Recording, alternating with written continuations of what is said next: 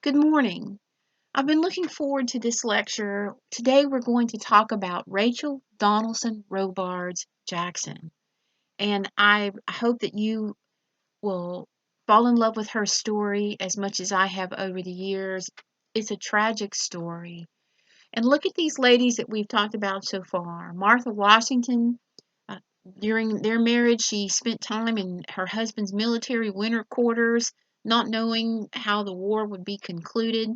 Abigail Adams, always living in fear that something was going to happen to her husband during those war years while she stayed at home and maintained the farm and the family and took care of everything that needed to be done so that he could do for our nation what he so ably did. Then you have Martha Jefferson, who we don't know exactly what her emotions were, but we do know that when the British were coming into Virginia, that Thomas had to take her and flee, and they could have lost their lives very easily in the midst of all that. Dolly Madison didn't have it any easier when the British returned in the War of 1812, and literally coming into the executive mansion as she'd been taking her evening meal. The food, I believe, was still on the table. So, the lives, Elizabeth Monroe, my goodness, who went to France and literally saved the lives of, or saved the life of the Marquis de Lafayette's wife from the French Revolution. It's just amazing the lives that they have led. Our precious Louisa, who had traveled to and yon with her husband, burying a precious daughter in Russia. I mean, my goodness, not an easy life for any of these women. And nor was it any easier for Rachel Jackson. Rachel never made it to the White House, and I believe that was a mercy. And we'll see what I mean by that. Rachel was born in Halifax County in Virginia, and her father was Colonel John Donaldson, and her mother also named Rachel. They were actually, or Mr. Donaldson was actually part of the Virginia genteel environment. And while Rachel came to be portrayed as this uncouth, illiterate, brown-skinned frontierswoman who smoked a corncob pipe, she actually grew up at the feet of these great Virginia statesmen and had a life probably much more, I keep using this word genteel, than her critics could ever have imagined for themselves. Their family will move to Tennessee, and when her father dies, her mother opens a boarding house in Nashville. And I remind you that this was a respectable uh, way to earn money for widowed women. And the frontier is moving west, and Nashville is just getting started as a great American city. We're still in very young stages of that. But there, our Rachel, she marries a man. His full name is Louis Robards, as far as we know. They marry in 1785, and by all accounts, it was an abusive and very difficult marriage. He was most likely mentally ill. He was insanely jealous and controlling, as we would say today, and she will eventually have to flee to get away from him. Staying at the boarding house is an individual, a young lawyer, who's had his own illustrious early experiences in the American Revolution. Yes, Andrew Jackson was, so many stories out there. He was a courier as a young boy for the revolutionaries, and when he was intercepted by or caught by British soldiers, he gave them what for. As you can imagine, there was an incident, and this is all, it's all part of the lore. I cannot speak to the veracity of it, but supposedly, and when he's captured by the British, they don't think he's old enough to be any threat to them, so they're going to keep him around more or less as a servant. And there's an officer that tells him to shine his shoes. at which case Jackson, being Jackson, spit on the officer, and the officer took his saber and struck Jackson on the side of the head. And when you see portraits of, and many thought he wouldn't survive that. When you see portraits of Jackson, you see what looks to be like an indentation in his forehead, and so that's, to me, it's completely believable knowing everything else that we know about him. Um, so Jackson and Rachel meet there at the boarding house. When her husband's behavior becomes so dangerous and so frightening that she decides to leave, she wants to go to stay with her sister in Natchez, which is now part of Mississippi. At the time that the story occurred, there were white settlers there, but it was also filled with Native Americans and with the Spanish population there. So when they go, she goes. It's a very dangerous, about a 300-mile trip, and when she goes, she has to be escorted by those who were armed and ready to do battle to protect her. And who does this but none other than Andrew Jackson. And as the story goes, the two of them became very well acquainted and fell in love. Her husband proceeded to divorce her for abandonment, and he was one who would, when they lived together in Nashville, would leave for months at a time. She wouldn't know if he were dead or alive. So now that she's left him to get away and preserve her life, he's going to divorce her. Now he initiates divorce and files for it, but we learned that the divorce was never finalized. But Andrew and Rachel believed that it was. And this was a day when, on the one hand, divorces were much more scandalous and difficult, but on the other hand, you're in a land where there's frontier law and there's not a consistent national policy about these kind of things. So, because something wasn't acknowledged or notarized or whatever, there was no reason to logically presume that it was not finalized. But be as it may, this is later going to cause our precious Rachel some difficulties. Rachel and Andrew will marry in 1791, and by all accounts, they had a tremendously successful marriage in terms of their personal relationship.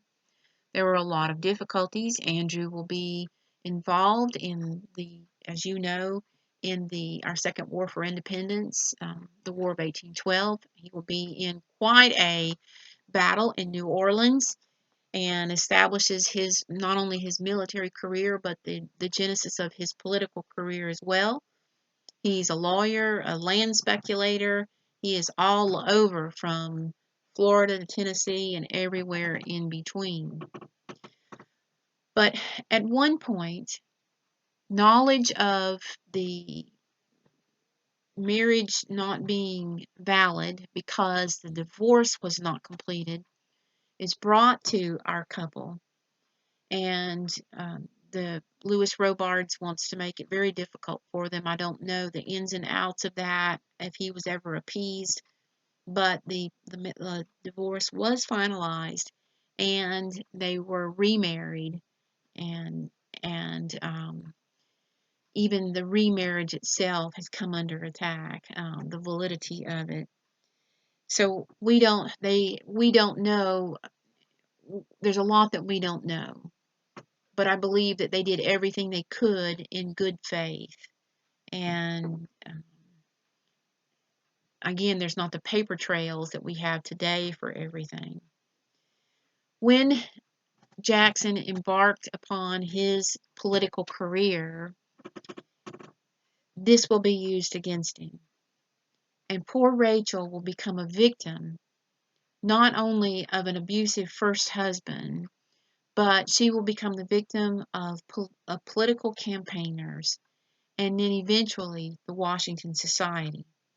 As you know from our last lecture, in 1824, the election between Jackson and John Quincy Adams, there are terrible things that are said about the two candidates. And I want to suggest to you that I believe, and again, this is a period of time that is so fascinating to me, but I believe that it is not the candidates themselves that put forth these terrible claims. I believe that it is their operatives, or as my son says, their handlers, who, in charge of the campaign, who put these things out there. Terrible things were said about Rachel. She was an adulteress and a floozy and an ugly, tar-skinned, leathery skinned, pipe smoking frontiers woman. And then other awful things were said about John Quincy. And you'll laugh at this, but it wasn't funny at that time. They said, that he wore ladies' undergarments and all of the innuendo that went along with those statements. So it was terribly ugly. And like I mentioned to you the other day, we think that today, whenever politics are so out of control, we think, oh my goodness, I wish it used to be like. It's never been good. It's never been good. And certainly in this era, they could be just as ugly as anything else. So, and remember I told you that in 1824, uh, Jackson is defeated by John Quincy Adams. There were a lot of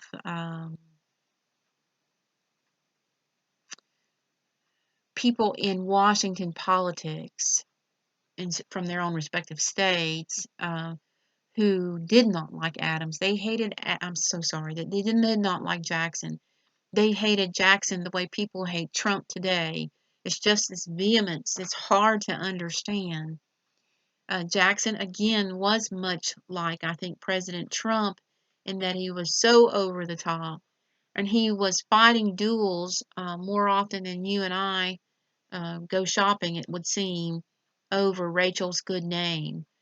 There's a story involving John Sevier. One day, John Sevier, governor of Tennessee, for whom Sevier County, Tennessee is named, they had had a fight over something Sevier had said about Rachel. They had a chance encounter one day when they came up on each other on their horses, and supposedly Jackson jumped off his horse in motion. Great God, what are you doing here? I'm going to kill you, and started shooting at John Sevier for things that he had said about Rachel.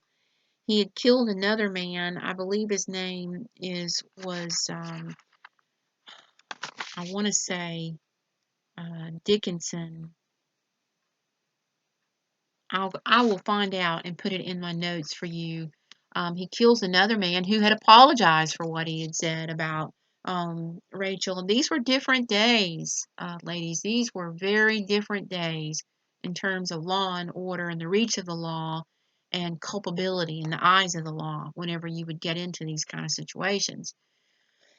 In any case, after the election of 1824, Jackson is more determined than ever to destroy his political opponents and come back and run for election once again in 1828. And he does, and he does successfully. But the cost is his dearest blood. During the course of the campaign, the cave dwellers came out from under their rocks and savaged Rachel. They absolutely let her have it and made fun of her looks and her mannerisms. And this was a woman who was Helen of Troy level beautiful, according to Jackson. And I'm sure he felt that way till the day she left this earth. But she was beautiful, dark hair, dark eyes.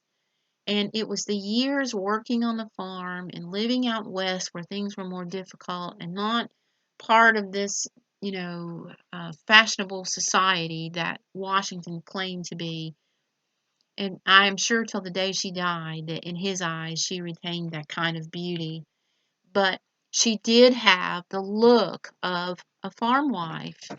And you can see some later depictions of her where she does have that look. And they just made life horrible.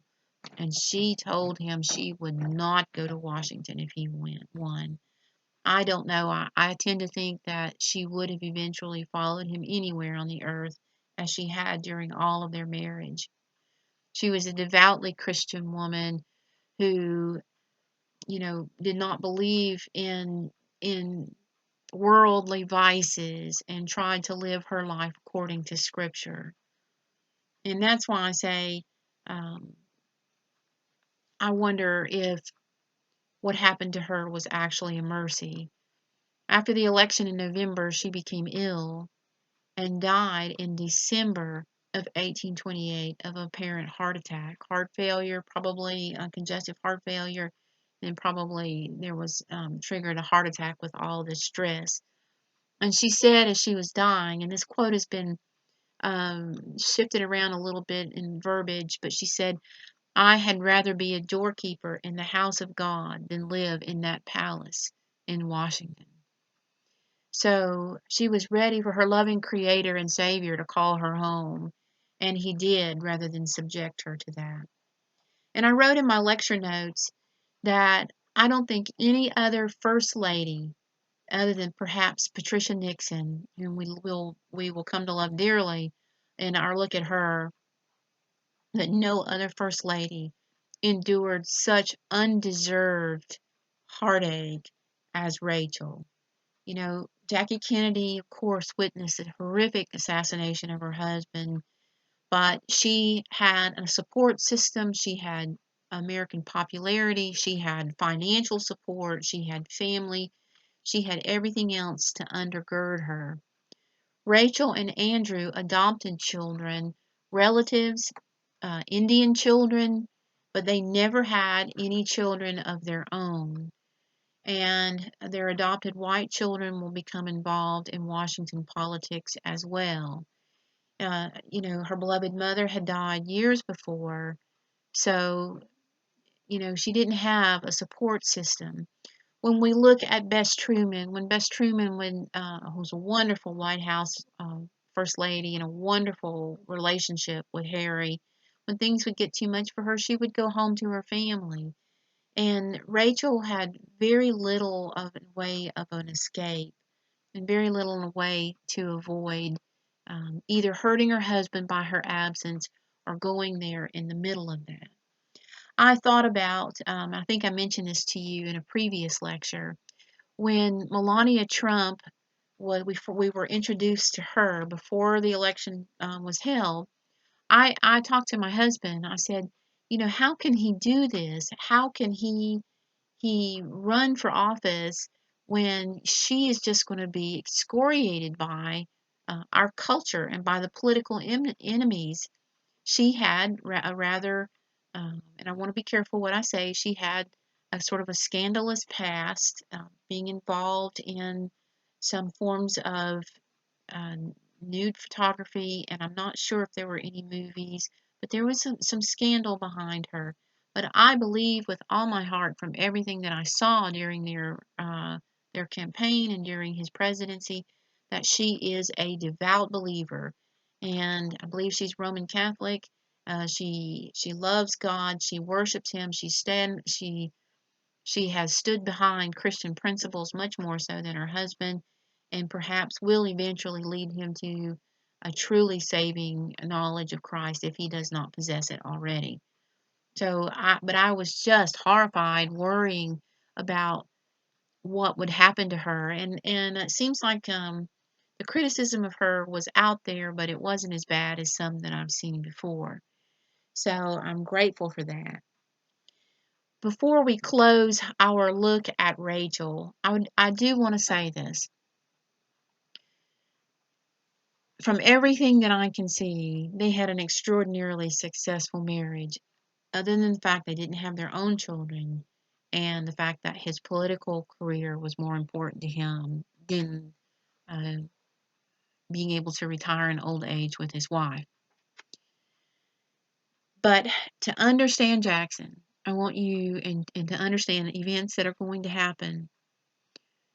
Jackson to Jackson, everything was a personal issue.